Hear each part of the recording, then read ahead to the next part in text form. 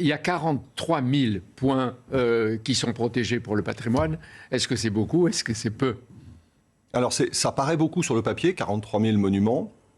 Ils n'ont pas tous le même statut. Et puis, quand on voit la richesse du patrimoine français, quand on voit l'importance de l'héritage, au fond, 43 000, c'est pas tant que cela. Donc on a souvent dénoncé en France une forme de malthusianisme de la protection. Et oui, souvent, d'ailleurs, les citoyens réclament plus de protection. Et sur le plan européen, on est parmi les meilleurs quand même. On est parmi les meilleurs parce que le système des monuments historiques français date du 19e siècle. Il a une longue histoire, une longue expérience, une longue expertise. Voilà, et on avait toujours davantage. En tout cas, le succès ne va pas se démentir. À votre avis, d'où vient cet engouement pour le patrimoine national ?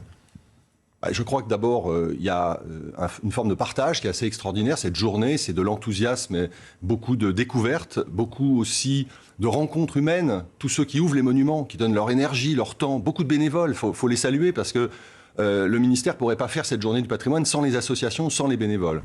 Et puis les gens sont à la recherche d'une identité qui est une identité douce, c'est-à-dire qu'il n'y a pas de conflit identitaire, il y a au contraire une réappropriation d'identité. Il y a d'identité. d'abord la beauté, la découverte de la beauté, ensuite l'identité. Mais d'où vient et depuis quand date cette passion ?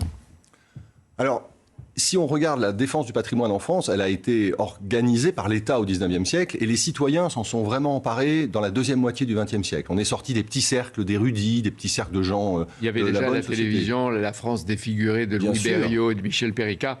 Je ne l'oublie pas. Et c'est une sorte de réappropriation de ce qui nous appartient. Et ce qui me frappe, c'est que ça concerne toutes les classes sociales, tous les âges, les générations, etc. Hein ? Oui, quand on milite dans le monde patrimonial, on voit des gens riches et des gens pauvres, des gens de droite et des gens de gauche, des gens qui viennent de familles très différentes. Et au fond, c'est aussi ça qui est formidable dans le patrimoine. C'est une très bonne coupe sur la société. C'est pas du tout des vieilles personnes ringardes dans un coin. Là, il y a une image qui est complètement fausse par rapport à la réalité. Oui.